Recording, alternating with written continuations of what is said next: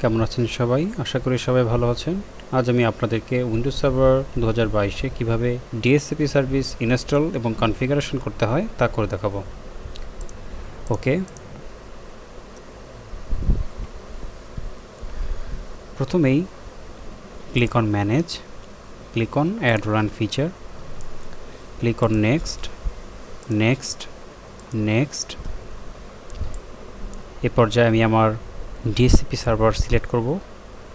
Click on here, add feature, click on next, next, next, install.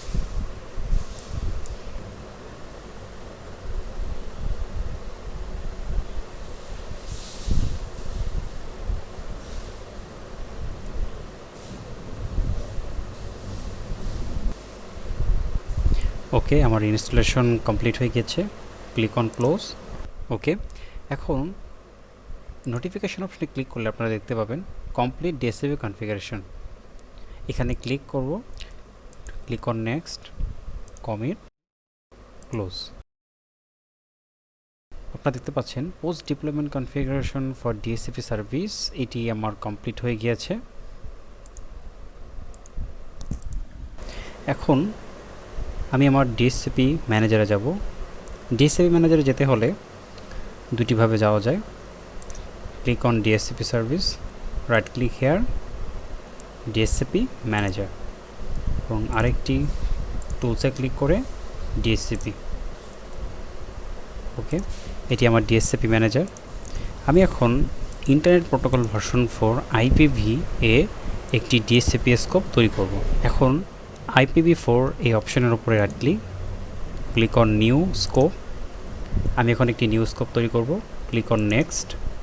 আমি আমার DHCP স্কোপের একটি নাম দিব, DHCP ফর উইন্ডোজ।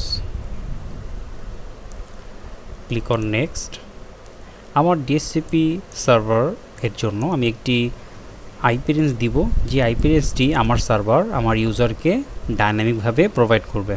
আমি আমার সার্ভার আইপি অ্যাড্রেস রেঞ্জের ভিতরে একটি রেঞ্জ দিব 192.168.10.2 থেকে 192.168.10.254, অর্থাৎ 2 থেকে 254 পর্যন্ত এই আইপিগুলো আমি আমার DHCP সার্ভারের আইপি অ্যাড্রেস রেঞ্জ হিসেবে অ্যাসাইন করে দিলাম।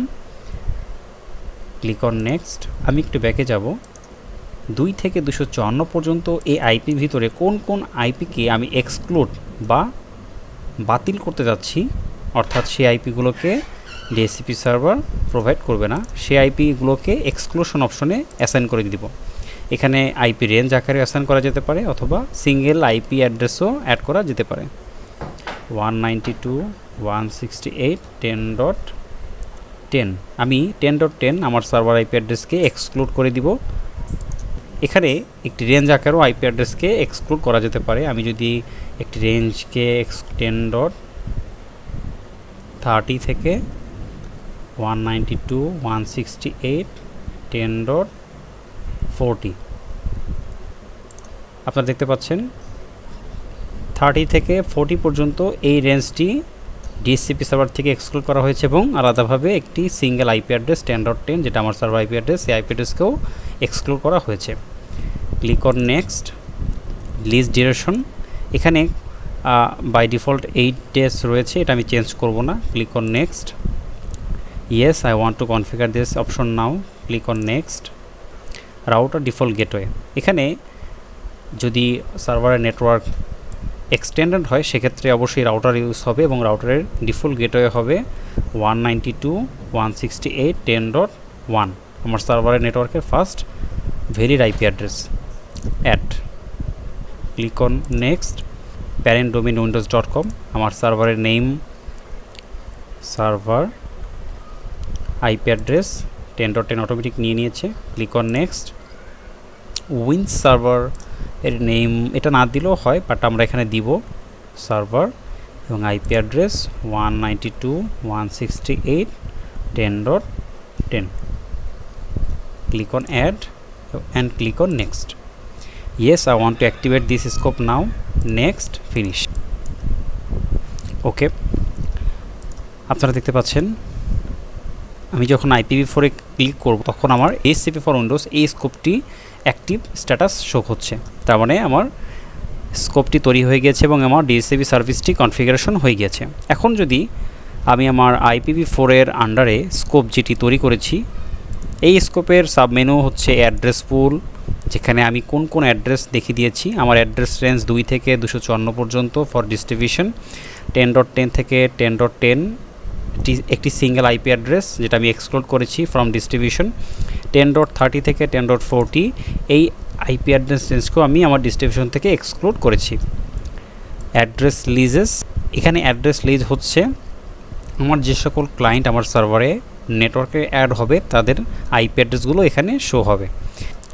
রিজার্ভেশন, আমি যদি কোনো স্পেসিফিক আইপি অ্যাড্রেসকে যদি কোনো একটি স্পেসিফিক ম্যাক অ্যাড্রেসের জন্য রিজার্ভ রাখতে চাই, সেক্ষেত্রে আমরা রিজার্ভেশন ব্যবহার করব। অন্য একটি ভিডিওতে আমি আপনাদেরকে রিজার্ভেশন কিভাবে করতে হয় তা করে দেখাবো।